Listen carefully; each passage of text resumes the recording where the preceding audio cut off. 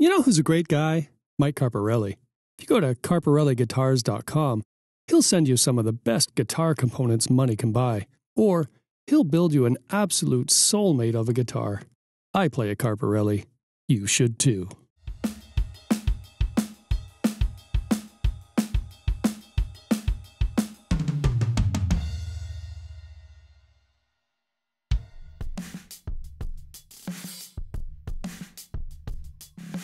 Okay, moving on and feeling strong with our discussion on input methods. So this is the method or device that you're using to generate your MIDI notes that you need. And there are a couple. If you have an electronic drum kit or an electronic drum pad of some sort that connects by USB to your computer, you can use that to tap out the MIDI notes or the MIDI beat that you want to. However, if you have any of that, you are probably already a drummer and you are not here. An essential tool for working with MIDI is a MIDI controller, which is usually a keyboard type of thing that connects to your computer via USB, as usual. And a MIDI controller is great if you are doing any multi-instrumental type of recording using MIDI. You just sort of need it there to pound out the notes and play the instruments that you want. Barring those choices, if you have nothing else, there are effective methods that are built into the software, and that's what we're going to look at. The great thing about MIDI is that once you have generated some notes, you can just copy and paste them and move them around, and you can build up from scratch from that point. So you just really need to get started and then move forward in that way. I want you to have this video for free, but if you've got $2 or $3 lying around and you can kick them over here, it helps me take time from my real job and do more of this. So find the link below, go to PayPal, select only the least of what you can afford, and just know that I'd really appreciate it. So let's look at method number one, which is musical typing. If I go to my window, and the drop-down shows musical typing. Okay, and you're going to see this window appear, and you can see it represents a piano. But really what this allows you to do is to tap out the notes that you need on your computer keyboard. In order to hear it, we're going to have to generate a track. So let's go up here to plus, and we're going to hit software instrument, and that's going to create a new software track. And to make it sound like drums, we're going to choose a drum kit.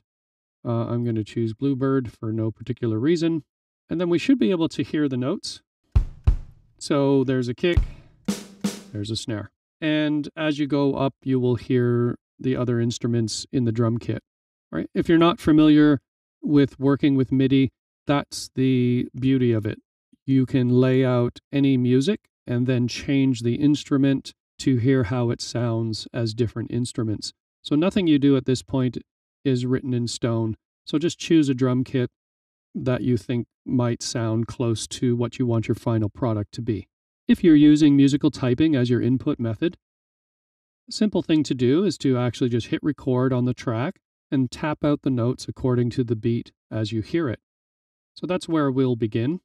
I'm going to close that for some space, and I'll put the playhead at the beginning, and I'm going to hit R on my keyboard, R for record. Before you begin, you can look up here, and if you're using Logic, you will see this 1, 2, 3, 4, and that will give you a count in, so you'll get a 1 or 2 bar run up to the where the recording starts. And if you have this highlighted, you will hear the click track as you play, which is a good way to keep the timing as close as possible. Keep in mind, though, you don't have to be perfect with the timing here, because with MIDI, you can just nudge the notes into place where you would like them to be. All right, we're going to generate our first notes as the kick and the snare. Let's hit R and see how it turns out.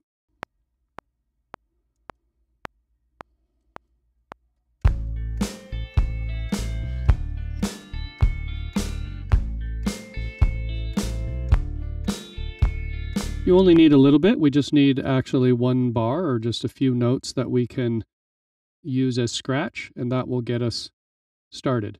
Let's see what we came up with. We're going to hit the editor toggle again, and that will show us what we've created. Okay, at first glance, you will see a couple of things.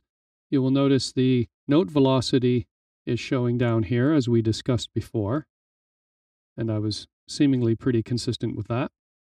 However, the timing's a little off. If you look at these notes here, I didn't quite nail it, but that's okay. What we can do is quantize those notes, and that will nudge them into place. And you will find that over here. The Q stands for quantize, and you can choose the note denominations that you would like it to time with.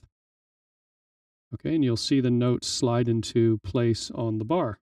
And I also don't need all of this. I only need one bar. So what I'm going to do is delete all of this stuff at the beginning. And I'm going to close down this loop. I think I'm just going to keep it to 2 bars at this point. And I'm going to quantize the snare notes. And if I want to hear how that loop is sounding, I'm going to turn on the loop feature. And when you hit space, it will just play from the beginning of the loop. All right, starting to sound like something. Right, so now we've generated some basic scratch we can start to use to build the beat. Next thing we want to add is probably a hi-hat. And that can allow us to look at another input method. So this is another way of generating MIDI notes, and that's the pencil method.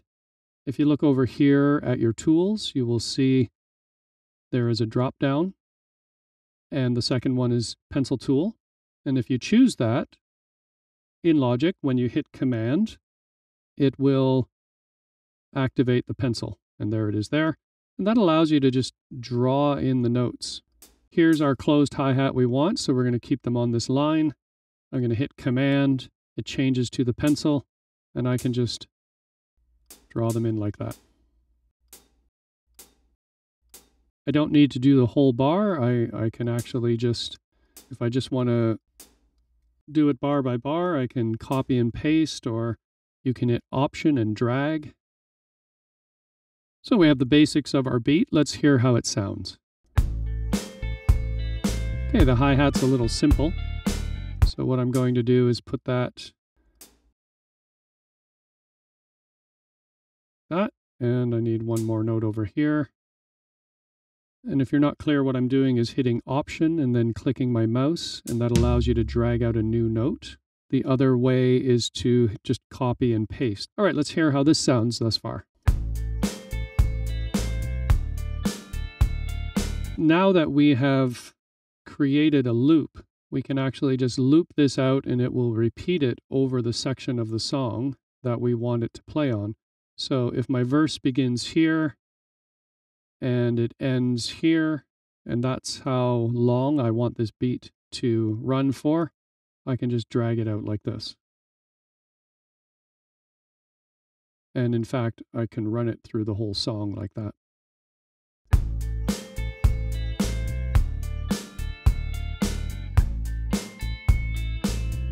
So far in our process, we've looked at input methods, and we've settled on using the musical typing or pencil method in order to generate the basic scratch. And we've come to the point where we have the basic beat lined up. We've chosen an initial drum sound, and now we want to take this a step further and start to add some nuance and some complexity to our beat to really bring this out. So that's going to move us on to the next part.